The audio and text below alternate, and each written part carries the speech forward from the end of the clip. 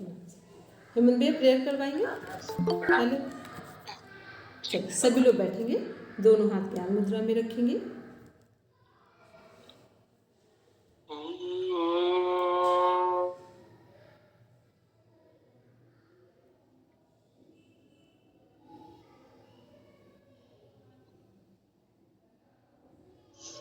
सहनावतु सहनो भुनक्तु सह वीर्यं करवावहै तेजस्विनावधीतमस्तु मा विद्विषावहै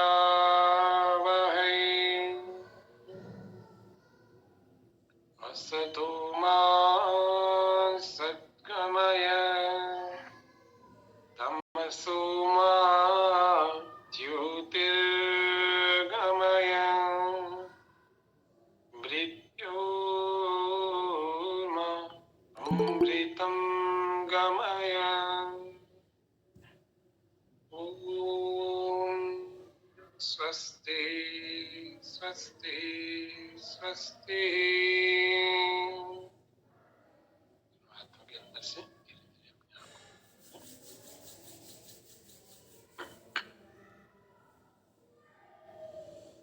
सब लैपटॉप ऑन किया गया?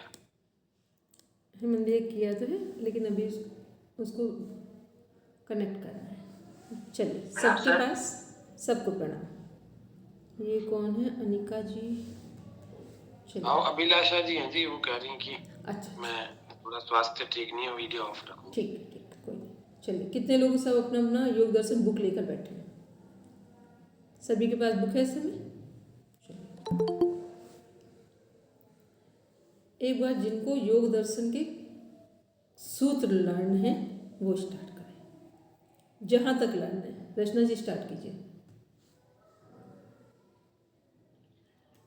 अथ योगानुशासनं योगश्चित्त वृत्ति निरोधः तदा द्रष्टुः स्वरूपवस्थानं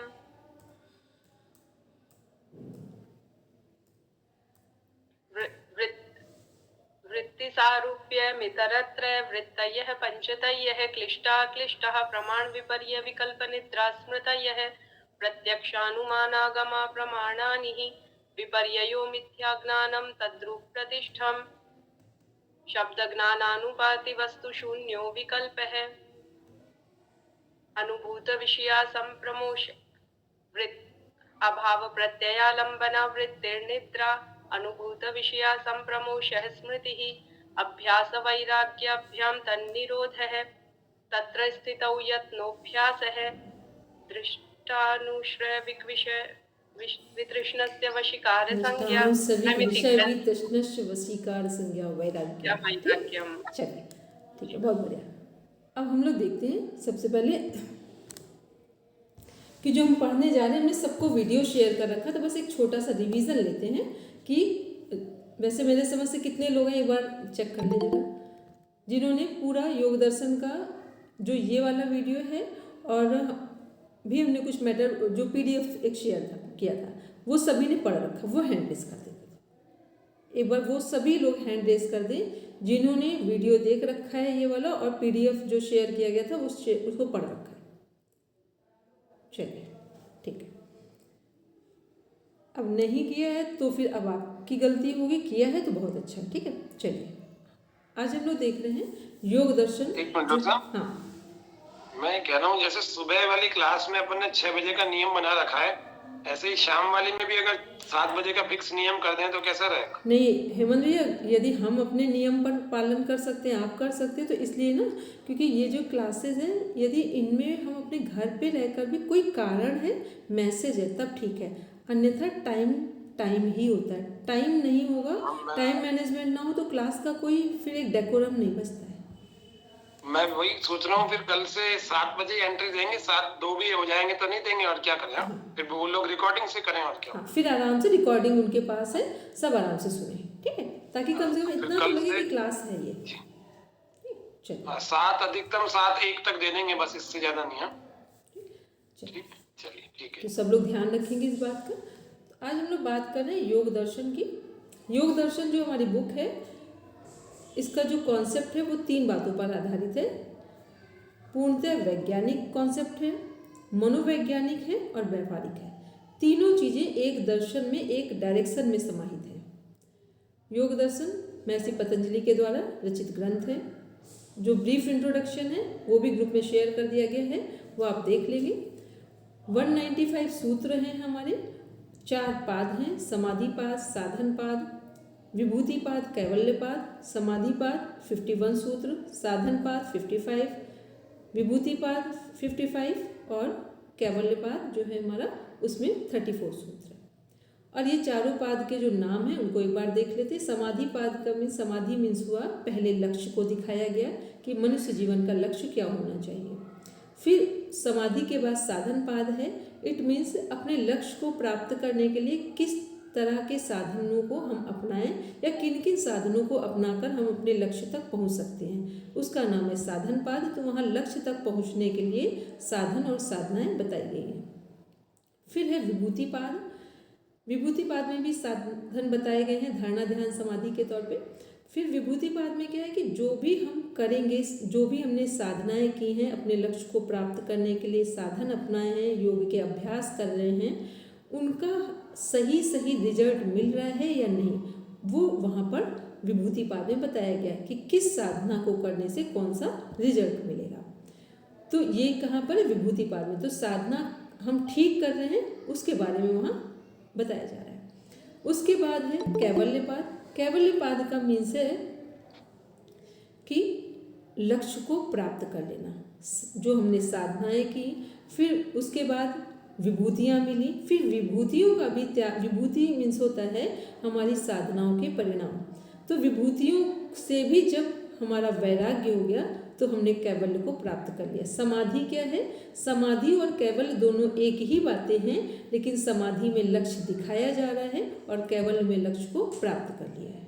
ठीक है, एक बार हैंड रेस कर लें कि जो ये 4 हमारे पाद हैं जिन पर हमारी बुक आधारित है, चैप्टर्स पर, इनका मीनिंग प्रॉपर समझ में आ गया है। एक बार हैंड रेस कर दें, हेमंत भाई बस एक बार आप चेक कर लेंगे। चलिए अब हम लोग नेक्स्ट आते हैं, देखते हैं कि जो हमारी बुक है इसका कॉन्सेप्ट क्या है। ठीक है, पूरी जो हमारी 195 सूत्र पर आधारित जो बुक है उसका कॉन्सेप्ट क्या है, और इस कॉन्सेप्ट को प्राप्त करने के लिए या समझने के लिए, इस अवधारणा को, इस विचार को समझने के लिए हमें अपने जीवन में क्या अपनाना चाहिए। तो पहला सूत्र है समाधिपाद में, अथ योगा अनुशासन। जिसके जीवन में अनुशासन है वही योग के लिए तैयार है। जिसके जीवन में अनुशासन है वही लक्ष्य को प्राप्त कर सकता है। जिसके जीवन में अनुशासन है वो संसार में भी सही ढंग से जीवन जी सकता है और आध्यात्मिक जीवन को भी जी सकता है। संसार का भी सदुपयोग कर लेंगे जो लोग अथ योगा अनुशासनम का पालन करते, जीवन में जिनके भी अनुशासन है वो सभी संसार का भी सुख भोग करेंगे और अध्यात्म को भी प्राप्त हो जाएंगे या प्राप्त कर लेंगे। तो इसलिए अथ योगा अनुशासनम के तौर पर ही सुबह की क्लास का टाइम 6 बजे है और शाम की क्लास का टाइम 7 बजे है।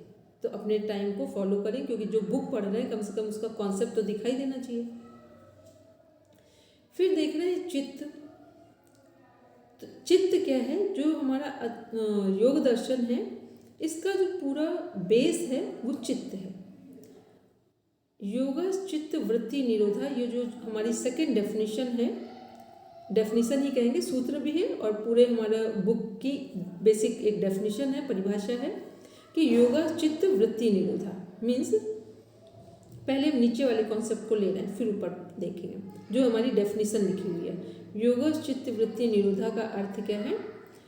योग, चित्त और वृत्ति निरोध। तो योग हमको पता है, योग अभ्यास की बात की जा रही है। चित्त वह स्थान जहाँ पर हमारे अच्छे बुरे विचार और संस्कार इकट्ठे होते हैं।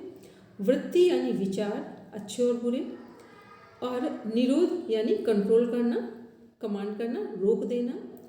ये सब क्या है?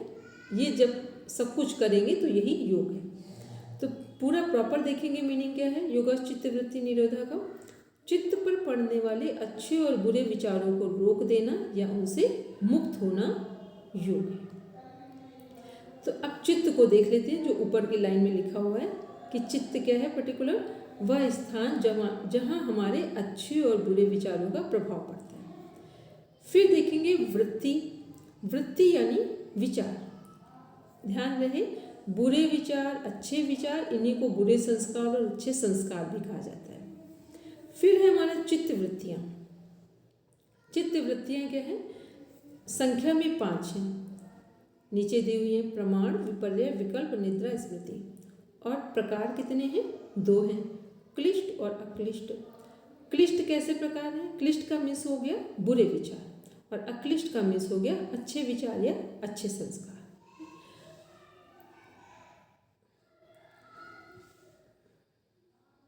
अब हम लोग इसके आगे देखते हैं, एक जो हमारा चित्त है इसको समझते हैं।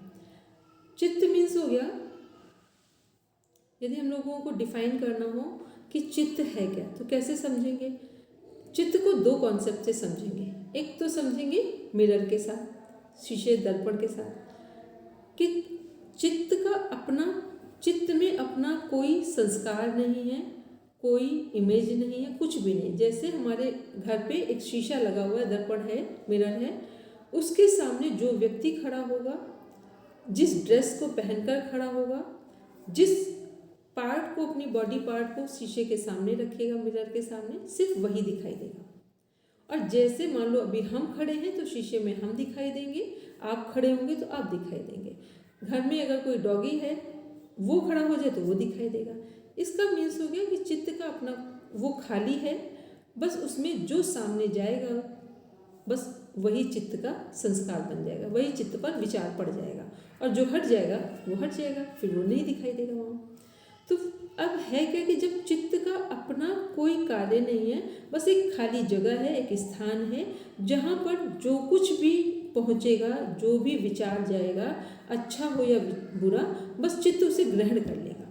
तो यदि बुरे विचार लंबे समय तक चित्त में पड़े तो क्या हो जाएगा, यही बुरे विचार, जो बुरे संस्कार हैं, ये कुछ टाइम के बाद प्रारब्ध बनकर हमारे जीवन में दिखाई देंगे। और लगातार यदि हमने अच्छे कार्य किए, अच्छे विचार किए, तो चित्त पर इनके इमेज पड़ जाएगी, इनके संस्कार पड़ जाएंगे। तो चित्त में जिसके संस्कार पड़ेंगे, लगातार जो संस्कार पड़ रहे हैं, अच्छे पड़ रहे हैं तो अच्छा प्रारब्ध बनकर सामने आएगा, और बुरे विचार पड़ रहे हैं या बुरे संस्कार पड़ रहे हैं तो फिर बुरा भाग्य बनकर हमारे सामने आएगा। तो चित्त के संस्कारों पर, विचारों पर ही हमारा प्रारब्ध निर्भर करता है। तो आज हम जो भी हैं, ये किसके कारण है, हमारे चित्त पर पास्ट में जैसे संस्कार थे उन्हीं के अनुरूप आज हमारा व्यक्तित्व या जीवन दिखाई दे रहा है। कल क्या बदलेगा, वो भी संस्कार चित्त में पड़े हुए हैं और उनके अनुसार प्रारब्ध डिजाइन हो चुका है। अब वैसा ही समय थोड़ा आगे आएगा तो हमें वो चीज़ें देखने को मिलेंगी। तो योग दर्शन का जो कॉन्सेप्ट है वो इस बात पर आधारित है कि जो आज हैं हम, वो पास्ट के कारण हैं। चित्त में जो अच्छे बुरे विचार थे उसके प्रभाव के कारण आज हमारा वर्तमान हमारे सामने है। तो मान लो कि हमारे वर्तमान में बहुत सारी समस्याएं आ रही हैं, तो इससे हम एक कॉन्सेप्ट तो क्लियर कर लेंगे कि पास्ट में हमारे चित्त में बहुत बुरे संस्कारों का या विचारों का प्रभाव रहा है, जिसके कारण आज हमारा प्रेजेंट टाइम खराब दिखाई दे रहा है।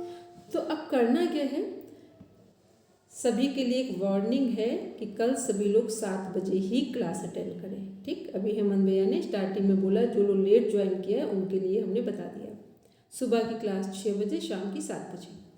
तो हम लोग बात कर रहे थे कि जो चित्त है हमारा, वर्तमान से, प्रेजेंट से हम पास्ट को देख सकते हैं कि पास्ट में के अनुसार ही प्रेजेंट हमारे सामने है। और यदि हमें अपने आज की समस्याओं से हमें दूर होना हो या छुटकारा पाना हो, या ये कह दे कि आज जो समस्याएं हमारे सामने हैं अब ऐसी समस्याएं आगे ना आए भविष्य में, तो आज ही हमें भविष्य के लिए प्लानिंग करनी होगी। मीन्स आज से ही हमें वो तैयारी करनी है जो हमारे भविष्य को सुरक्षित रखे और सुंदर बनाए। तो महर्षि पतंजलि का कहना है कि पास्ट की समस्याओं का निराकरण हम प्रेजेंट में नहीं कर सकते हैं, क्योंकि प्रेजेंट हमारे सामने है, लेकिन हम एक काम तो कर सकते हैं कि भविष्य में जो आने वाली समस्याएं हैं उनका हम निराकरण या उनका समाधान कर सकते हैं। तो भविष्य में आने वाली समस्याओं का मीन्स हुआ कि यदि हमारे जीवन में कोई बैड हैबिट है तो उसके रिजल्ट खराब हैं, तो इसका मतलब है कि मान लो किसी को देर तक सोने की आदत है, उसके कारण बहुत सारी असफलताएं मिल रही हैं, तो ये पास्ट में संस्कार पड़े हुए हैं। तो इनसे क्या करना है कि इनसे यदि हमें बचना है तो आज से ही हमें योग के अनुसार अपनी जीवन शैली को धीरे धीरे सुधारते जाना है, ताकि भविष्य में जो वर्तमान में समस्याएं फेस कर रहे हैं वो हमें फेस ना करनी पड़े। तो हमारा सेकेंड चैप्टर में साधन पाद में 16 नंबर का सूत्र है,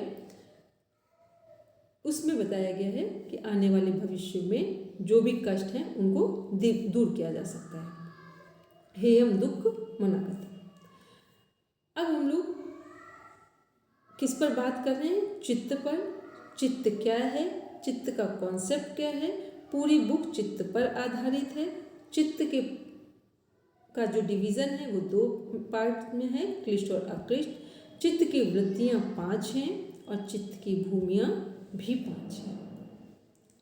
पहले चित्त का एक बार अर्थ देख लेते हैं, बस एक लाइन में देखेंगे कि चित्त स्मृतियों का भंडार गृह है, जिसमें विचारों और अनुभवों का संग्रह होता है। ये बहुत उपयोगी होता है, लेकिन कभी कभी चित्त परेशानी का कारण भी बन सकता है जब वह दूसरी वृत्तियों के साथ सुचारू रूप से कार्य न करे। स्मृति को योग दर्शन में संस्कार कहा जाता है। ठीक है, जहाँ कहीं भी स्मृति आ जाए उसका मीन्स संस्कार ही है, इसको अंडरलाइन कर लेंगे। अब देखते हैं चित्त भूमियाँ। चित्त भूमियाँ क्या है हमारी? चित्त भूमियाँ या चित्त की अवस्थाएं, दोनों का मीनिंग एक ही है। फर्स्ट है जो चित्त की 5 भूमियाँ हैं, अवस्थाएं, महर्षि वेद व्यास जी ने पातंजल योग सूत्र के भाष्य में वर्णित किए। यहाँ पर भी चित्त की भूमियाँ हैं, लेकिन वो 3rd चैप्टर में जाकर हैं और वो भी प्रॉपर कनेक्ट नहीं की गई हैं। तो जो योग दर्शन जो बुक है, महर्षि पतंजलि द्वारा रचित जो ग्रंथ है, इसका जो भाष्य किया गया फर्स्ट टाइम वो महर्षि वेद व्यास जी के द्वारा किया गया है, और उसका नाम है, वो जो भाष्य किया गया है महर्षि वेद व्यास जी के द्वारा, उसको बोलते हैं योग भाष्य। ठीक है, तो वो योग भाष्य में महर्षि वेद व्यास जी ने चित्त की अवस्थाओं का प्रॉपर वर्णन किया है, और स्टार्टिंग में ही जहाँ वृत्तियों की बात बताई जा रही है वहीं पर भूमि भी डिफाइन कर दी कि भूमियाँ कौन कौन सी हैं और भूमियों में कौन कौन सी अवस्थाएं हमारे किन किन गुणों से कनेक्ट होती हैं। तो अभी हम लोग इधर यहाँ देख रहे थे, एक कॉन्सेप्ट था चित्त त्रिगुणात्मक है। तो चित्त त्रिगुणात्मक है मीन्स चित्त में 3 गुण समाहित हैं, जो कि हमारे जीवन में भी है। सतोगुण, सत्व, रजस एवं तमस। सत्व क्या है? जब हमारे श्रेष्ठ विचार हमारे जीवन में श्रेष्ठ विचार आए भी, और श्रेष्ठ हमारा चिंतन, चरित्र और व्यवहार, तीनों में जब श्रेष्ठतम कनेक्टिविटी आ जाए, जुड़ाव बन जाए, तो समझ लो हमारा जो प्रकृति है वो सतोगुण को डोमिनेट कर रही है। फिर रजोगुण क्या है? रजोगुणी जो व्यक्ति होते हैं उनमें सतोगुण का भी प्रभाव रहेगा और तमोगुण का भी रहेगा। तो सबसे अधिक जो दुख पाने वाली या सुख पाने वाली जो हमारा गुण है या जो व्यक्तित्व है वो रजोगुण से संबंधित होगा।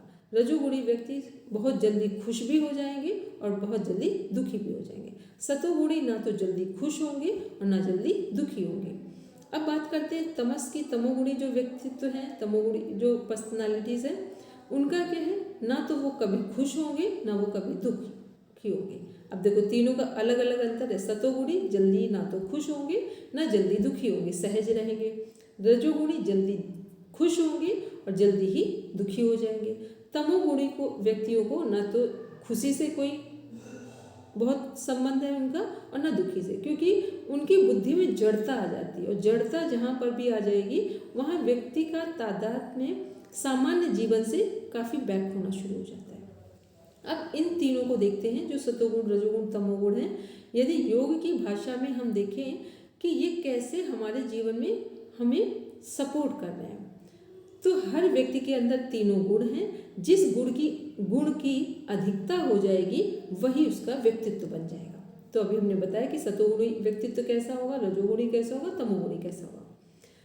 अब बात कर रहे हैं कि हम अपने जीवन में डेली रूटीन में कैसे चेक करें कि सतोगुण, रजोगुण, तमोगुण कब काम कर रहा है और कैसे हेल्पफुल हो सकता है। तो जो हमारा सतोगुण है, जो सुबह का टाइम होता है ब्रह्म मुहूर्त से सूर्योदय तक का, वो टाइम में कोई व्यक्ति कैसा भी हो उस टाइम उसका सतोगुण ही बढ़ा हुआ होता है। फिर बात करते हैं रजोगुण की। तो सूर्योदय के 2 घंटे बाद से लेकर सूर्यास्त तक हमारे शरीर में रजोगुण बढ़ता है। तो यहाँ पर हमारे शरीर से कार्य करने की जो क्षमता है वो बढ़ जाती है।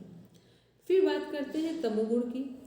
तमोगुण क्या है, कब सपोर्टिव है, जब रात के समय में गहरी नींद आती है तो गहरी निद्रा का संबंध हमारे तमोगुण से है। और ये गहरी निद्रा तमोगुण में सपोर्ट कैसे कर रही है, जिसे हम लोग बोलते हैं योग निद्रा। मीन्स ऐसी नींद जिसमें ना कोई, जब हम नींद में जा रहे हैं, सोने के लिए तैयारी कर रहे हैं, तो हमारे लिए ना तो हमें किसी से कोई शिकायत है और ना किसी से कोई ओवर अटैचमेंट है। तो ऐसी स्थिति में क्या होगा कि हमें गहरी नींद आएगी। और जिस व्यक्ति को जितनी गहरी नींद आती है वो व्यक्ति उतना ही गहरे ध्यान में उतर सकता है।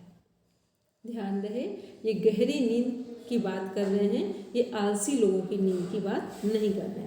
जब आलसी वाली नींद आ जाएगी तो तमोगुण अब नेगेटिव वे में प्रभावित हो रहा है। लेकिन अगर पॉजिटिव में बात करें तो जब हमें अच्छी नींद, गहरी नींद आए जिसमें कोई स्वप्न नहीं है, कोई गिले शिकवे नहीं है, ऐसी नींद को योग निद्रा से कनेक्ट किया जाता है। और ये नींद हमारे ध्यान के लिए फाउंडेशन का काम करती है। अभी यहाँ किसी का कोई क्वेश्चन हो, please tell me without any hesitation. अभी किसी का कोई क्वेश्चन हो तो प्लीज़ पूछ लें, लेकिन क्वेश्चन सही हो। और वही लोग क्वेश्चन पूछेंगे जो पीडीएफ पढ़ कर आए हैं और वीडियो सुनकर आए हैं, ठीक। तब मेरे क्वेश्चन, तब आप सही क्वेश्चन पूछ पाएंगे, ठीक है। बोलिए, जिनका भी आराम से बोलिए। रीमा जी बोली, पढ़ा नहीं था क्या? हेलो रीमा जी। नहीं मैम, पीडीएफ पढ़ा था, वीडियो देखने का टाइम नहीं मिला। अच्छा चलो, 2 सवाल है मैम। पीडीएफ एक ही है ना जो स्टार्टिंग में भेजा था जहाँ पे डिस्क्राइब किया हुआ है? जी वो मैंने पढ़ लिया। और अभी क्लास से रिलेटेड सवाल ये है कि जो डिप्रेशन के पेशेंट होते हैं, मतलब उनका तमोगुण ही एक्टिव होता है? डिप्रेशन के पेशेंट का रजोगुण एक्टिवेट होता है। मैम आपने बोला ना उनको सुख भी नहीं होता है, दुख भी नहीं होता है, तो वो तो मैम ऐसे ही रहता है। सुख दुख होता नहीं है। तमोगुणी को तो कोई सुख दुख होते नहीं, रजोगुणी को होता है। रजोगुणी को जब कोई सुख लगातार नहीं मिलेगा जो वो चाह रहे हैं तो वो एकदम दुख में चले जाएंगे, ठीक है। डिप्रेशन रजोगुणी को होता है, तमोगुणी को नहीं होता है, ठीक। क्लियर, वन वे आंसर, ठीक। और किसी का कोई क्वेश्चन? हाँ जी डॉक्टर साहब, मैं ये पूछना चाहती हूँ, जैसे चित्त है जो, उसको मतलब उसमें जो यहाँ जो लिखा हुआ बुरे अच्छे विचारों को रोक देना या उनसे मुक्त होना, पर विचार तो आएंगे ही। तो मेरे हिसाब से जैसे मेरे को ये कंफ्यूजन है कि विचारों को दिशा देना ये मेन होना चाहिए। तो नहीं, दिशा देना नहीं, दिशा देना तो कहाँ पर कनेक्ट हो रहा, ध्यान से देखिए।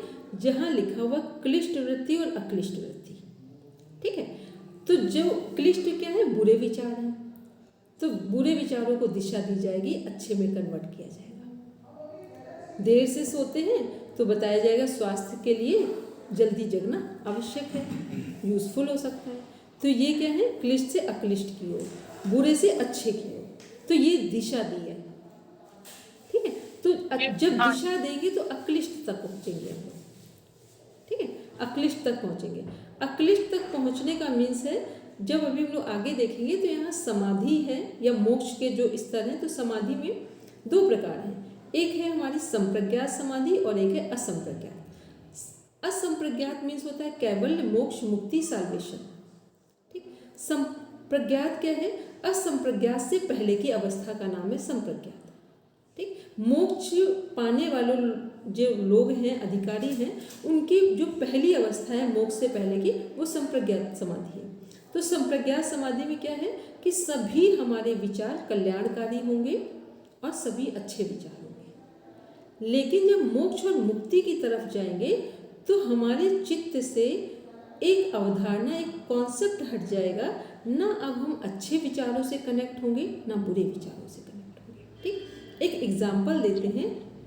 कभी आप संत महापुरुषों के पास जाएंगे जो सच में संत महापुरुष हैं, उनकी बात कर रहे हैं, ऐसे नॉर्मल की बात नहीं कर रहे, जो रियलिटी में है। आप चाहे उनके पास 20 साल से आपका जाना आना हो, बहुत समर्पित हैं आप उनके लिए, लेकिन आप देखेंगे कि कोई एक नया व्यक्ति भी उनके पास आ जाए तो वो कुछ देने जा रहे होंगे, तो ऐसा कभी नहीं करेंगे कि आप 20 साल से आ रहे थे तो आपको ज़्यादा दे देंगे और उनको कम दे देंगे। ठीक, यदि आपने कभी रीड किया हो तो रीड जरूर करेंगे। उनकी नज़र में ये नहीं होता कि हम 20 साल से कौन आ रहा है और एक नया व्यक्ति कौन है, क्योंकि उन्हें ना आपसे कुछ लेना है ना उस व्यक्ति से कुछ लेना है। ठीक है, तो इसका मतलब ना अच्छे से उनका कनेक्शन है ना बुरे से। उनका केवल इतना है कि जो हमारे पास आया है उसको हम कुछ देंगे ही। देना उनका धर्म है या कर्तव्य है। ठीक है, तो ये समझ क्लियर हो गया कि अक्लिष्ट तक क्या थी, संप्रज्ञात समाधि है, जहाँ तक हमने विचारों को सही दिशा में मोल्ड कर दिया है। लेकिन जब मोक्ष की तरफ पहुँचेंगे, मोक्ष प्राप्त करेंगे, वहाँ अच्छे और बुरे से मुक्त हो जाएंगे, राग और द्वेष दोनों से मुक्त होंगे। ठीक है, ऊपर उठ जा। तो वहाँ क्या है, सभी चीज़ें प्रेम, करुणा, प्रार्थना, ध्यान में कन्वर्ट हो जाएंगे। ठीक है, तो उसमें सब कुछ इक्वल हो जाएगा ना, अब अच्छा रहा ना बुरा रहा। ठीक है, चलिए, और किसी का भी कोई क्वेश्चन? क्योंकि बस चित्त एक बार समझ में आया फिर पूरा योग दर्शन पढ़ना एकदम आसान लगेगा। ठीक है, इसमें फिर कुछ टफ नहीं। सभी को समझ में आ गया? हेमंत भाई एक बार आप जरा चेक कर लीजिए। ये हैंड रेस करेंगे तो पता लगेगा ना। सबको पूरा समझ में आ गया हो तो हम समझ लें।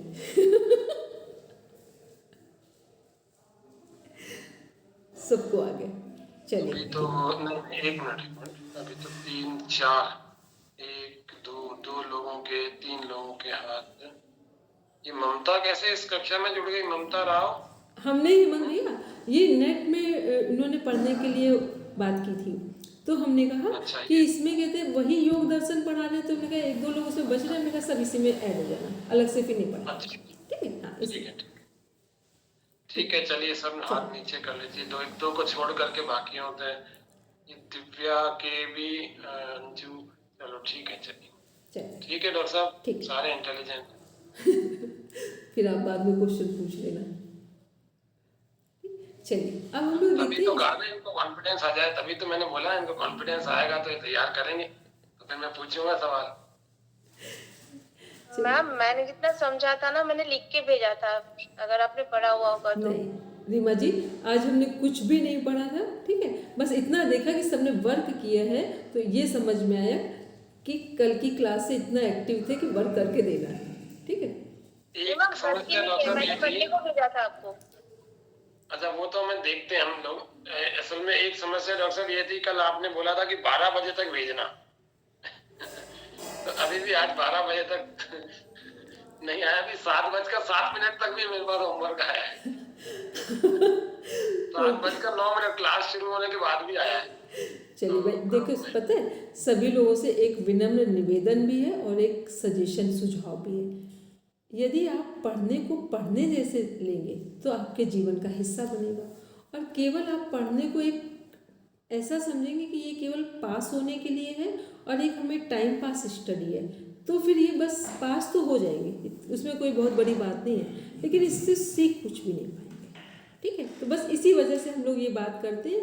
अदरवाइज आपने फीस जमा कर दी और हमने क्लास ले ली, आपको समझ में आया नहीं आया ये आपका मैटर है। ठीक है, ऑनलाइन में ये सब चीज़ों पर कोई प्रेशर भी नहीं देता, लेकिन हमें ऐसा लगता है कि जब भी कोई क्लास कनेक्ट करे तो वो प्रॉपर अपने जीवन का हिस्सा भी बनाए क्लास को, तो ही क्लास में बैठना, फीस देना आपका सार्थक होगा। चलिए, अब हम लोग देखते हैं आगे चित्त भूमियाँ, चित्त की अवस्थाएं। तो ये है हमारी, जो अभी हम लोगों ने देखा था, क्षिप्त जो अवस्था होगी, क्षिप्त अवस्था, अपना अपना पेन लेंगे और जरा लिख लेंगे कॉपी पे। क्षिप्त अवस्था किसकी अवस्था है? रजोगुणी लोगों की। जिसमें बहुत जल्दी दुखी होते हैं और बहुत जल्दी सुखी होते हैं। मूड अवस्था सुस्त लोगों की, तमोगुणी लोगों की है। विक्षिप्त अवस्था जो है वो विचलित वाली अवस्था है। विक्षिप्त अवस्था कैसी? विचलित अवस्था है, जिसमें हमारा सतोगुण भी काम कर रहा है और रजोगुण भी, लेकिन सतोगुण पूरी तरीके से काम नहीं कर रहा है, इसलिए विक्षिप्त अवस्था है। फिर है एकाग्र अवस्था, क्योंकि एकाग्र से पहले की अवस्था है तो सतोगुण इसमें अधिक है, लेकिन सतोगुण जो है उसको रजोगुण बीच बीच में प्रभावित करता है। फिर है एकाग्र अवस्था। एकाग्र का मीन्स है कंसंट्रेशन। एकाग्र अवस्था जो है हमारी, इसमें चित्त पूरी तरीके से सतोगुणी हो गया है। फिर है निरुद्ध अवस्था। निरुद्ध अवस्था मीन्स होता है समाधि, कैवल्य, मोक्ष, मुक्ति। तो निरुद्ध का मीन्स हो गया कि जब हमारा जो चित्त है वो तीनों जो अवस्थाएं थी, सतोगुण, रजोगुण, तमोगुण से संबंधित जो गुण थे, तीनों से परे हो गया, पार हो गया। तो जो हमारी निरुद्ध अवस्था है, यहाँ पर हम सतोगुण, रजोगुण, तमोगुण तीनों के प्रभाव से मुक्त हो गए हैं। अच्छाई और बुराई, अच्छे और बुरे, पहले हमने बुरे संस्कारों को अच्छे में कन्वर्ट किया था और फिर अच्छे संस्कारों से भी हम मुक्त हो गए। तो ये है हमारी निरुद्ध अवस्था, जिसका नाम है केवल मोक्ष मुक्ति। अभी किसी का कोई क्वेश्चन हो यहाँ पर आराम से देखते जाएंगे कि फिर जब हम बुक स्टार्ट करेंगे फिर ये छोटी छोटी सी प्रॉब्लम्स को वहाँ कनेक्ट नहीं करेंगे।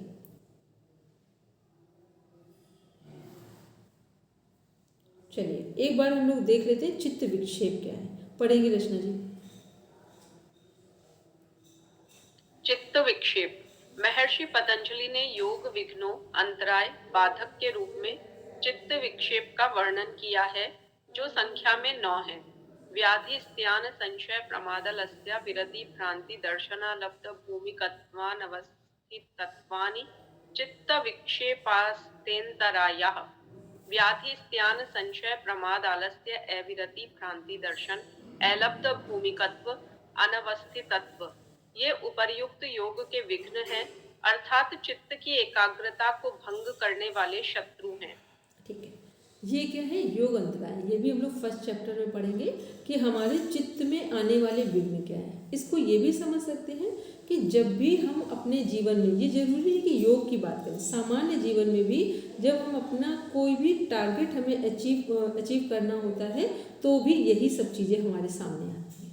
ठीक है, व्याधि शारीरिक रोग, स्त्यान चित्त से संबंधित, संशय मन से संबंधित, डाउट्स आते हैं, प्रमाद मन से संबंधित, आलस्य शरीर से संबंधित, अविरति मीन्स काम कर भी रहे हैं तब भी हमारा मन किसी दूसरी ओर है।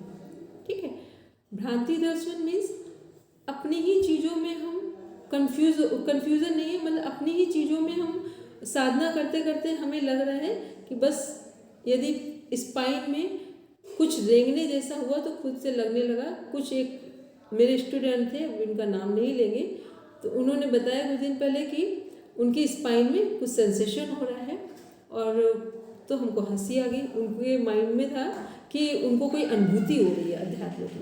तो कहना मेरा ये है, ऐसे चीज़ें इतना आसान नहीं है, और फिर जब जो सामने वाला ये बातें बता रहा है हम भी इसको रीड कर रहे हैं। ठीक है, ऐसा नहीं कि ऐसा होता नहीं है, ऐसे बहुत सारे मेरे पास लोग हैं जिनको ये इस तरह की चीज़ें हैं उनके पास, लेकिन कहने का तात्पर्य ये है कि ये भ्रांति दर्शन ना पाले। इतनी जल्दी इतनी आसानी से योग घटित नहीं होता, योग प्योरिटी में ही घटित होता है। जितना जितना आप अपने जीवन के प्रति ईमानदार हैं, योग हर क्षण आपके जीवन में है। और आप कितने भी योग इंटेलिजेंट क्यों ना हो जाए, योग से आपका कोई संबंध नहीं है। ठीक है, योग इंटेलिजेंसी की डिमांड नहीं करता है, योग प्योरिटी की डिमांड करता है कि आप कितने प्योर हैं, पवित्र हैं। फिर है हमारा अलब्ध भूमिकत्व मीन्स जो हम प्राप्त करना चाहते हैं वहाँ तक पहुँच नहीं पा रहे। अनवस्थित तत्व, जहाँ पहुँच गए हैं उस पोस्ट को मेंटेन नहीं कर पा रहे, उस जगह को मेंटेन नहीं कर पा रहे। तो आप देखिए, योग को हटा दीजिए, सामान्य जीवन में भी तो यही समस्याएं हैं। जो चीज़ हमें नहीं मिल रही उसके पीछे यही 9 बाधक तत्व है वहाँ पर भी। ठीक है, तो ये क्या है, जब हम लोग पहले जब भी किसी व्यक्ति को अध्यात्म के रास्ते में चलना हो तो पहला क्या करना है, फर्स्ट पहले अपने सांसारिक जीवन को सुंदर बनाओ। जिसने अपने संसार के जीवन को सुंदर नहीं बनाया, अध्यात्म के में उसका प्रवेश वर्जित माना जाता है। ठीक है, निषेध है वहाँ पर। क्योंकि जब हमें अपने घर की सफाई करना नहीं आता है तो हम अपने हृदय की सफाई क्या करेंगे? ठीक, तो घर में जैसे हम रहते हैं वैसे हमारे हृदय में परमात्मा निवास करते हैं।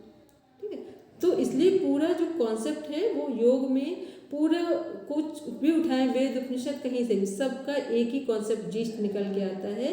पहले संसार का सुनियोजन करें, सदुपयोग करें, और वो सदुपयोग करते करते हम स्वतः ही योग के मार्ग में मुड़ जाएंगे।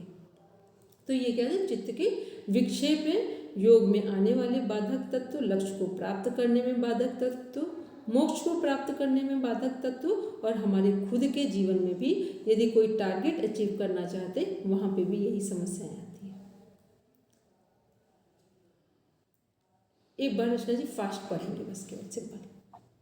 चित्त विक्षेप व्याधि धातुओं वात पित्त आदि की विषमता से शरीर में ज्वरादि पीड़ा का होना, स्त्यान संध्या उपासना आदि शुभ कर्मों से जी चुराना, जानबूझकर न करना, संशय किसी वस्तु के बारे में दो प्रकार का ज्ञान होना, अर्थात वह वस्तु ऐसी है अथवा ऐसी नहीं, जैसा आत्मा अमर है अथवा मर जाता है, प्रमाद समाधि के साधनों यम नियम आदि को भूल जाना या लापरवाही करना, आलस्य शरीर तथा मन के भारी होने से योग साधना में पुरुषार्थ न कर सकना, अविरति मन में रूप रस आदि विषयों को भोगने की इच्छा का बना रहना, भ्रांति दर्शन उल्टा ज्ञान होना, यथा जड़ को चेतन चेतन को जड़ मानना, अलब्ध भूमिकत्व समाधि की प्राप्ति न होना, अनवस्थितत्व समाधि प्राप्त होने पर पुनः छूट जाना, समाधि में चित्त को स्थिर न कर पाना। यहाँ समाधि का अर्थ क्या है? गोल, टारगेट, लक्ष्य है। ठीक है, योग में समाधि है, हमारे जीवन में कुछ भी गोल हो सकता है। चलिए, यहाँ पर केवल आपको इतना बताना है, जो हमारे ये 9 बाधक तत्व हैं, इसमें से शरीर से संबंधित बाधक तत्व कितने हैं? सब हैंड रेस करेंगे, बताएंगे कोई भी नहीं, केवल हैंड रेस करेंगे।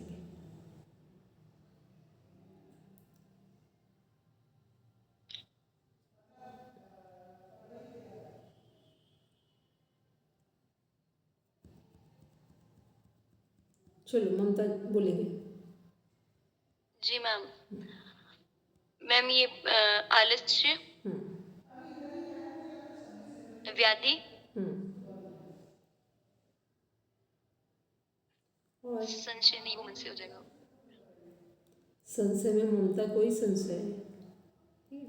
ठीक है। और कौन से? व्याधि, आलस्य और चलिए अब बोलेंगे रीमा जी।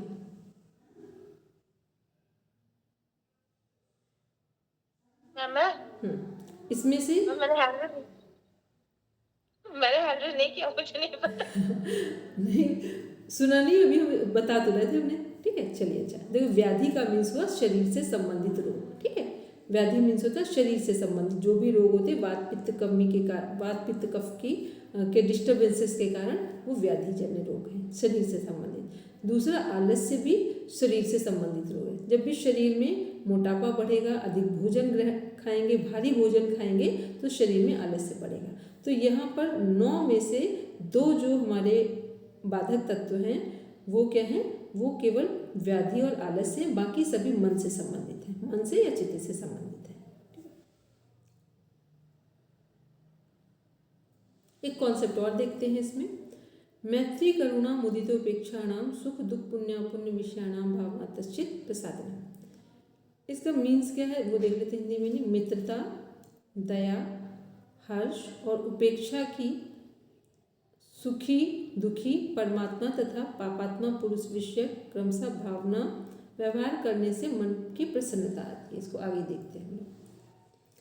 देखो, पहले तो सब लोग सामान्यतः इस बात को समझ ले। अभी हम लोग चित्त के बारे में ही पढ़ रहे हैं कि फर्स्ट चैप्टर में चित्त से संबंधित क्या क्या कॉन्सेप्ट दिए गए हैं। अब चित्त प्रसादन की बात हो रही है कि चित्त कैसे सुंदर बनाया जा सकता है।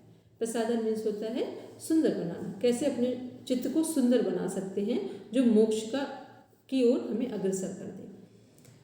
तो चित्त जो है हमारा, और जो चित्त प्रसादन है पूरे योग दर्शन में सबसे सरल साधन है जिसके द्वारा भी हम मोक्ष को प्राप्त कर सकते हैं।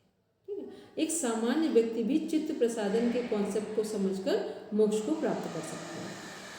तो इसमें क्या क्या है वो देखते हैं हम लोग। सबसे पहले सुखी लोगों का एक 4 तरह के लोग हैं, ये देख रहे हैं ऊपर, मैत्री, सेकेंड वाले शब्दार्थ जहाँ लिखा हुआ है वहाँ देखेंगे, उसके नीचे मैत्री, करुणा, मुदिता और उपेक्षा, ये 4 चित्त प्रसादन हैं।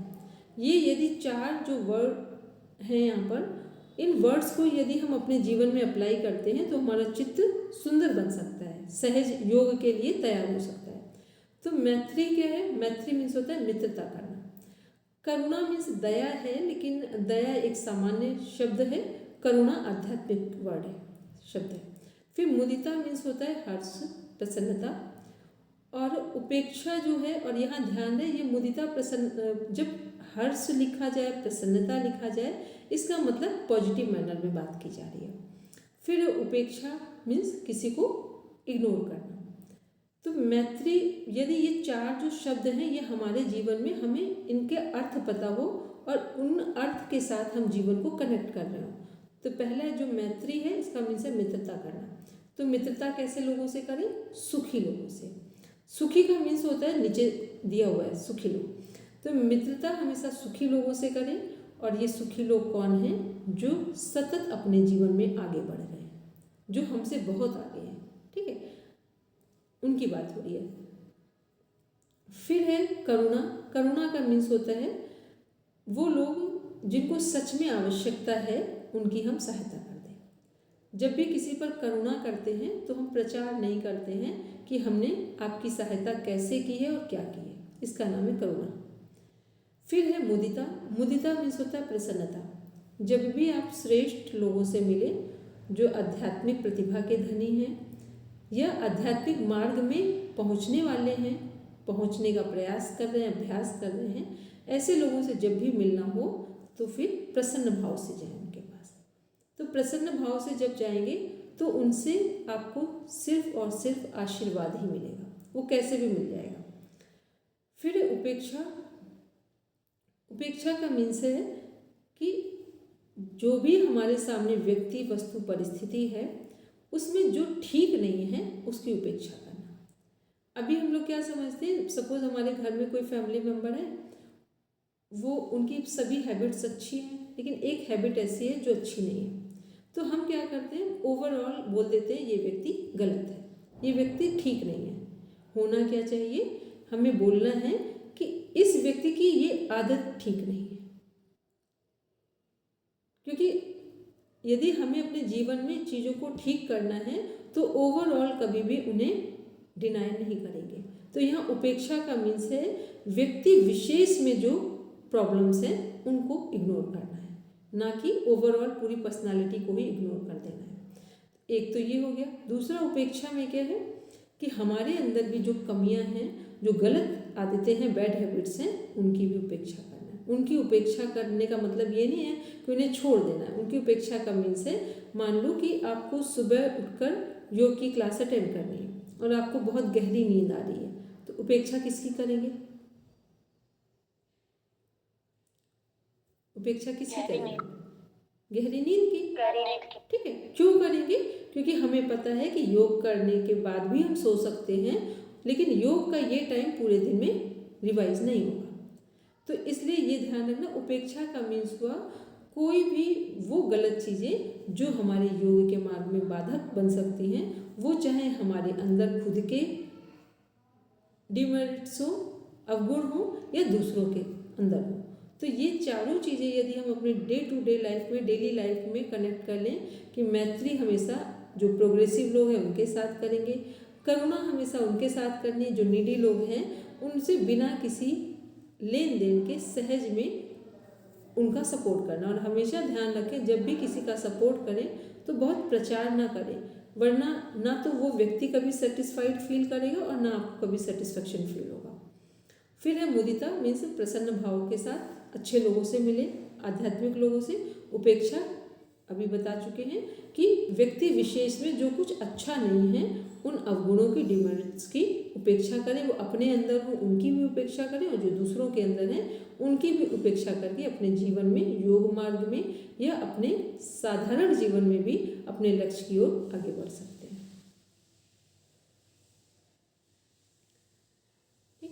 एक स्क्रीनशॉट ले लीजिए यदि कोई कंफ्यूज हो रहा है तो।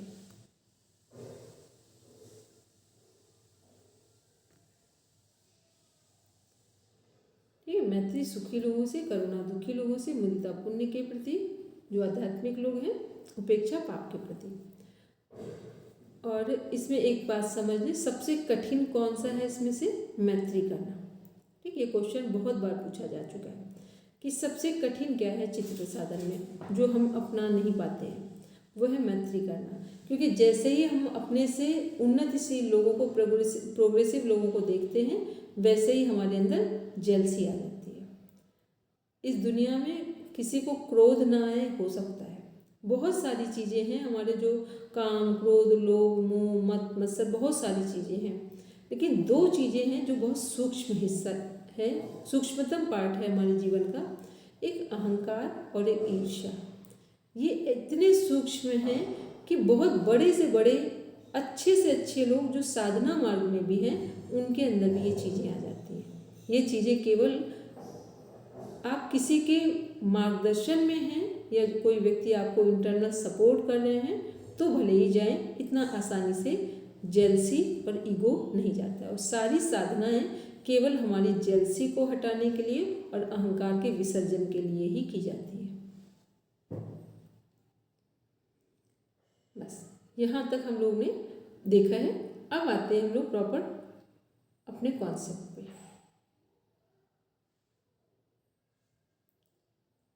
चलिए, अब एक बार हेमंत भैया 2 मिनट के लिए आप क्वेश्चन पूछ लीजिए, ताकि ये लगे कि अभी सबने सुना है क्लास को। ठीक है। मोनिका जी, 9 के 9 चित्त विक्षेपों के नाम बताइए।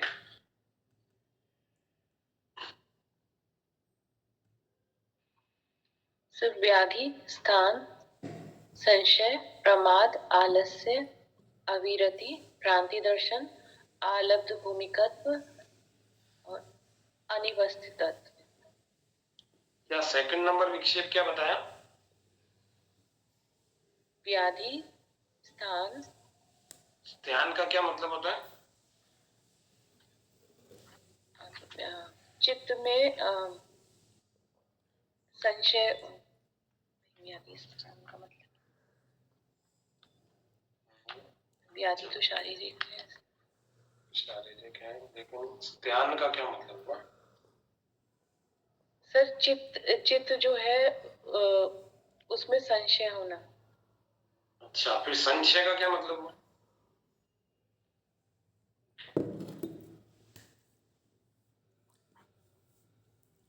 चलो कोई बात नहीं, अभी 9 के 9 याद रखना, इनके अर्थ देख लेना ना, अभी याद रिकॉर्डिंग आएगी। ठीक है, चलो नेक्स्ट, अगले विद्यार्थी के रूप में अंजू से पूछते हैं। अंजू,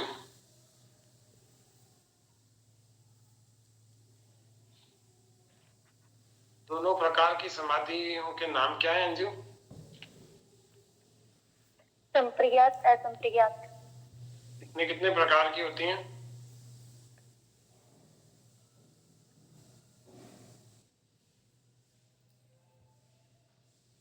चलो कोई बात नहीं, अभी ये बताओ, योग दर्शन के 12वां सूत्र कौन सा है? पहले पाद, अभ्यास वैराग्य अभ्यासम तनिरोध। अभ्यास वैराग्याभ्याम तन निरोध, क्या मतलब हुआ?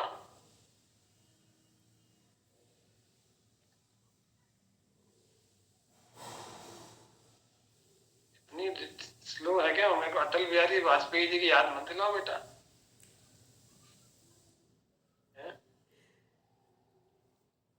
व्यक्ति दिखता हो तो समझ में आएगी यहाँ सोच रहा है, जब दिख भी नहीं रहा, यूं लगता है नेटवर्क में है नहीं, और आवाज बंद हो गई तो शायद व्यक्ति कनेक्ट। अब बताओ क्या क्या है इसका मतलब, अभ्यास वैराग्याभ्याम तन निरोध?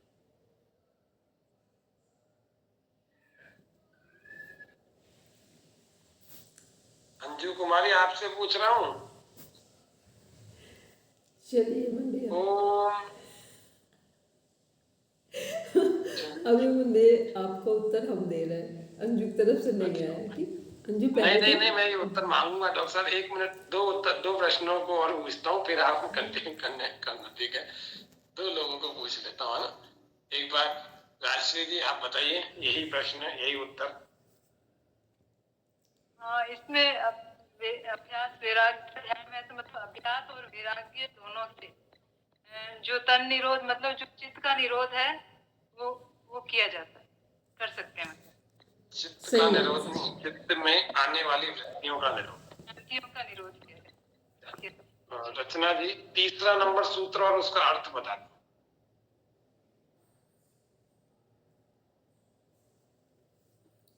तदा द्रष्टुः स्वरूपे वस्थानम, तब दृष्टा अपने स्वरूप में स्थित हो जाता है। कौन है ये दृष्टा? आत्मा के लिए आएगा। पुरुष, प्रकृति, पुरुष और ईश्वर, इसमें 3 जो त्रैतवाद का सिद्धांत चलता है उसमें पुरुष के लिए आएगा ये। चलो ठीक है, देखते हैं डॉक्टर साहब, कंटिन्यू। ठीक है, चलिए। और अंजू, अभी हेमंत भैया ने पूछा था संप्रज्ञात समाधि, असंप्रज्ञात के प्रकार। तो असंप्रज्ञात के तो प्रकार ही नहीं है, वो तो है कैवल्य मोक्ष है। संप्रज्ञात के 4 प्रकार थे। कौन कौन से 4 प्रकार थे? हैं, थे नहीं हैं? विचार, आनंद, स्मिता, संप्रज्ञात समाधि। तो हेमंत भैया ने पूछा तो क्या डर गई थी? मैम वॉइस नहीं आई। अच्छा चलो कोई बात नहीं, ये पूछा था उन्होंने। ठीक है, चलिए अभी हम लोग देख रहे हैं। अब हम लोग प्रॉपर बुक स्टार्ट कर रहे हैं, फर्स्ट चैप्टर। ठीक है, अथ योगानुशासन फर्स्ट सूत्र है। ये सूत्र अपने आप में ऐसा लगता है केवल ये सूत्र ही हमारे जीवन को पूरा कर सकता है। ठीक, केवल एक सूत्र जो पहला लिखा हुआ है फर्स्ट। इस सूत्र के साथ योग दर्शन की शुरुआत होती है, मतलब योग दर्शन का शुभारंभ हो रहा है, जिसका अर्थ है अब योग की शिक्षा देने वाले ग्रंथ को नियम पूर्वक प्रारंभ करते हैं। पहला है कि नियम पूर्वक योग दर्शन का शुभारंभ हो रहा है।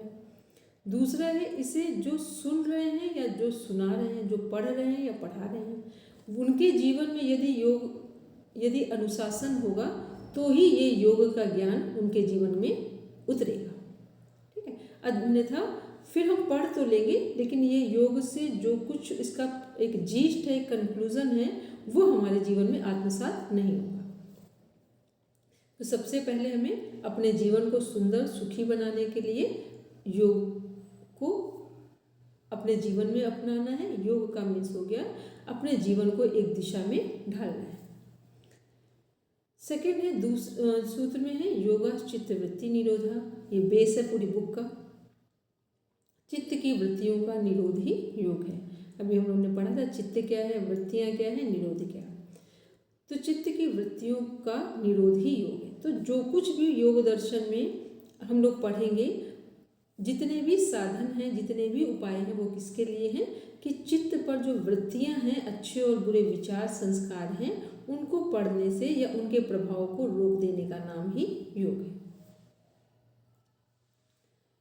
फिर है वृत्तियों के निरोध हो जाने से क्या होगा। थर्ड क्वेश्चन आ रहा है। तो तदा दृष्टु स्वरूपे वस्थान मीन्स तब दृष्टा अपने स्वरूप यानी आत्मा अपने स्वरूप में अवस्थित हो जाएगा। ये दृष्टा कब अपने स्वरूप में अवस्थित हो रहा है?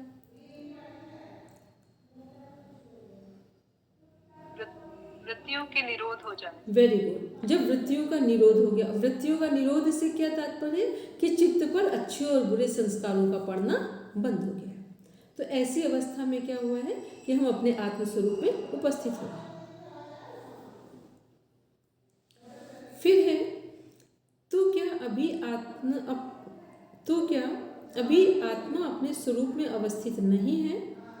अभी आत्मा का स्वरूप कैसा है? तो वृत्ति सारूप्य मित्रत्व। इसका मीन्स हुआ कि दृष्टा, कुछ वर्ड सभी नोट कर लेंगे, अगर वीडियो सुने हैं तो शायद नोट भी किया होगा। इसमें त्रैतवाद का सिद्धांत है और जो हमारा योग दर्शन के साथ एक दूसरी बुक है सांख्य दर्शन, उसमें द्वैतवाद का सिद्धांत है। वहाँ केवल प्रकृति और पुरुष की बात की जाती है, शरीर और आत्मा की। योग दर्शन में त्रैतवाद का सिद्धांत है, इसमें क्या है, प्रकृति पुरुष और पुरुष विशेष। प्रकृति हमारा शरीर, पुरुष हमारी आत्मा, पुरुष विशेष यानी ईश्वर जो सृष्टि के नियामक है, नियंता है। ठीक है, तो यहाँ क्या बात कर रहे हैं हम लोग कि वृत्ति सारूप्य मित्रत्व मीन दृष्टा यानी, और दृष्टा और दृश्य, दृश्य प्रकृति है, दृष्टा भी आत्मा पुरुष के लिए कहा जा रहा है। ठीक है, तो ये कुछ शब्द हैं, इनका एक चार्ट बना लेंगे तो कंफ्यूज नहीं होंगे, अन्यथा आप कंफ्यूज हो जाएंगे। तो मैम दृष्टा, प्रकृति पुरुष, नेक्स्ट क्या था? दृष्टा प्रकृति पुरुष, फिर दृश्य और दृष्टा, दृश्य प्रकृति के लिए दृष्टा, फिर शरीर और आत्मा। तो यहाँ पे है कि शरीर यानी आत्मा जब तक उन वृत्तियों के से बंधा रहता है तब तक अपना स्वरूप वैसा ही समझ लेता है जैसा कि हम लोग हैं। तो जैसे हमारे अंदर विचार आते हैं वैसा ही हम अपने आप को समझने लगते हैं। इस कॉन्सेप्ट को कल हम क्लियर करेंगे। सीमा मैम काफ़ी देर से हैंड रेस कर रहे थे, बोलेंगे सीमा मैम। दीदी मेरे को ये पूछना है, चित्त का मतलब अपन देखेंगे तो मन हुआ, चित्त कहाँ देखेंगे? हाँ, मन बुद्धि चित्त अहंकार चार है।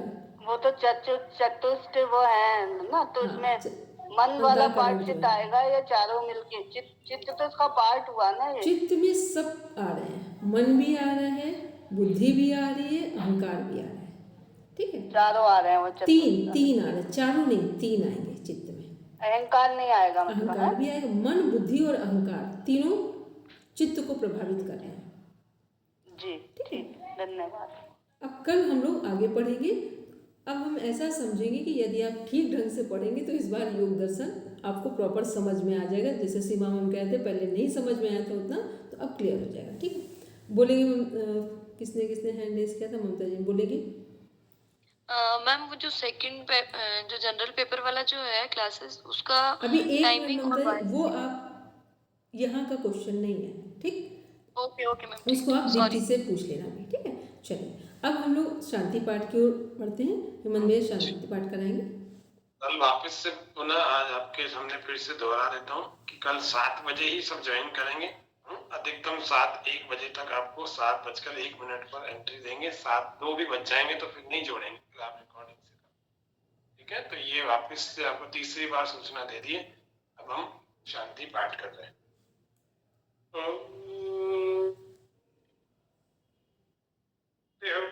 शांतिरंतरिक्षं शांति पृथ्वी शांतिरापः शांतिरोषधयः शांति वनस्पतयः शांतिर्विश्वे देवाः शांति ब्रह्म शांति सर्वं शांति शांतिरेव शांति सामा शांतिरेधि। ओम शांति शांति शांति सर्वरिष्ठ शांतिर्भवतु। नाक के भीतर से आंखों को स्पर्श कराते हुए परमात्मा का धन्यवाद। सबको धन्यवाद, कल मिलेंगे। चलिए डॉक्टर सभी साहब को 8:05 पर है ना? क्या कह रहे हैं? 8:05 पर डॉक्टर साहब अगली क्लास 8:05 पर रखिए उस वाले लिंक पर ना।